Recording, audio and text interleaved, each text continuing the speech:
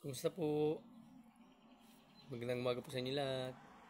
Ang ituro ko po ngayon ay tungkol po sa pananalita natin.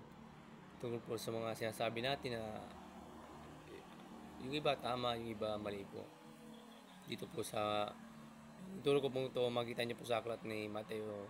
Sa Biblia po ito, Mateo 15:19 to 20 lang po yung babasahin ko. Pero ang sinasabi po dito ng ating Panginoon, yung ang nagpaparami sa tao. Yun nga po, akala natin yung mga gawa po natin, isa rin po yun, yung mga mali na po natin ginagawa, isa rin po yun sa nagpaparumi sa tao. Pero may mas nagpaparumi po pala sa tao.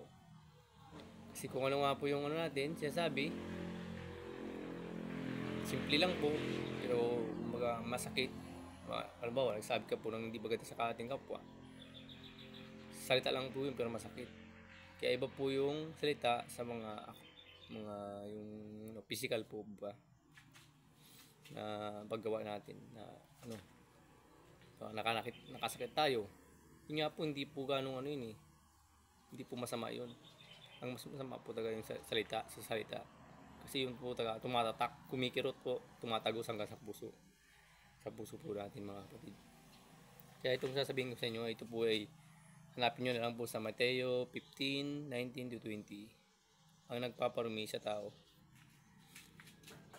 Para po sa inyo mga kapatid, babasahin ko po.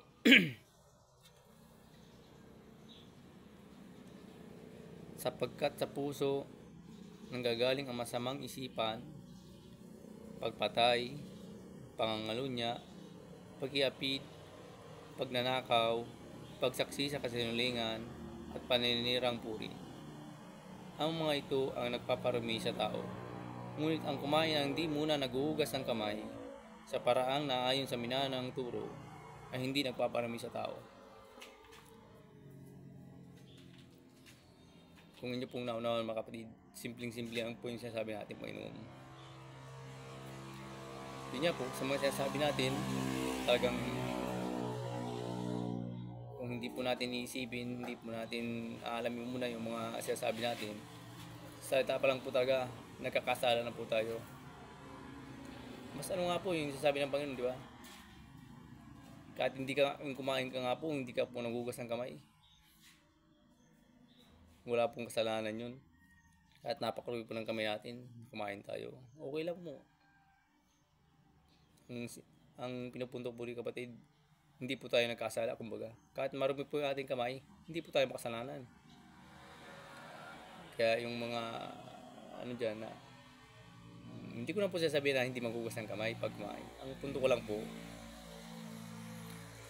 mas hindi po tayo nagkakasala. Mas hindi tayo nagkasala kumbaga kung hindi man tayo maghugas.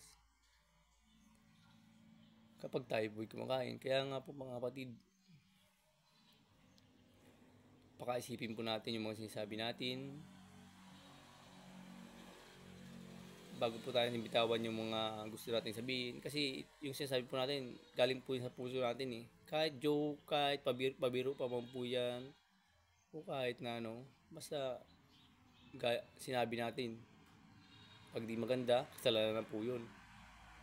Kaya bago po tayo magbatiw ng salita mga kapatid, pakaisipin po natin kasi talagang ito mga kapatid, ito pong katotohanan. Huhusgahan po tayo ng Panginoon patay sa ating mga gawa, salita. Pero mas huhusgahan po tayo ng Panginoon mga kapatid sa ating mga salita, sa ating mga sinasabi. Paano pa tayo magsisisi mga kapatid kung huli na? Kung nandyan na po ba tayo magsisisi? Kung hahatulan na po ba tayo? Ngayon po talaga, wala. Pansin ko po, ang karamihan sa atin ay kung sa pananampalataya, talagang yung iba po talaga ay baliwala na po talagang ng salita ng Panginoon. Sa totoo lang. Oo, may takot sa Diyos. Pero magkakagawa po rin pa ng mali. Mali po yun. May takot sa Diyos. Dapat, hindi ka na po makakagawa ng mali. Kasi ang Panginoon ay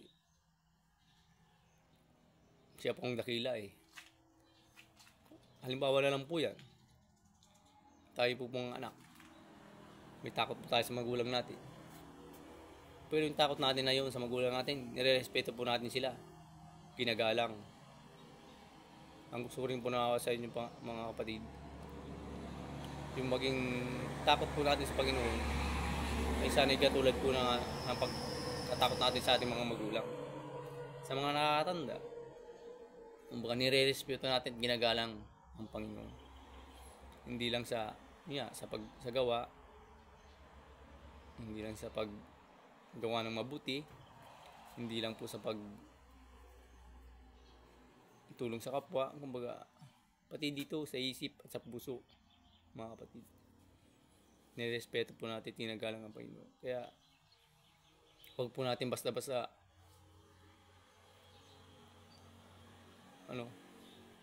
pabanggitin ang pangalan ng ating Panginoon kung hindi naman bukal sa ating mga puso, mga kapatid, ang ating mga sinasabi. Ako po isa na po mga kapatid, sa nagpapatuto sa inyo. Kasi nga dati, ito nga po mga kapatid, marami po sa akin dati po kasi medyo masama po ugali ko noon. Masama po talaga. Pero ngayon, nung nakalala ko nga po ang Panginoon, kaya salamat po sa Panginoon, hindi niya po ako pinabayaan. Kaya mga kapatid, magbasa po tayo ng Biblia, manalangin, at sundin po natin ang kalooban ng Panginoon. Pagsisiyahan po natin ang lahat ng ating mga nagawang kamalian. Yun lang po mga kapatid, magandang umaga po sa ating lahat. Ingat po palagi. God bless po sa ating lahat.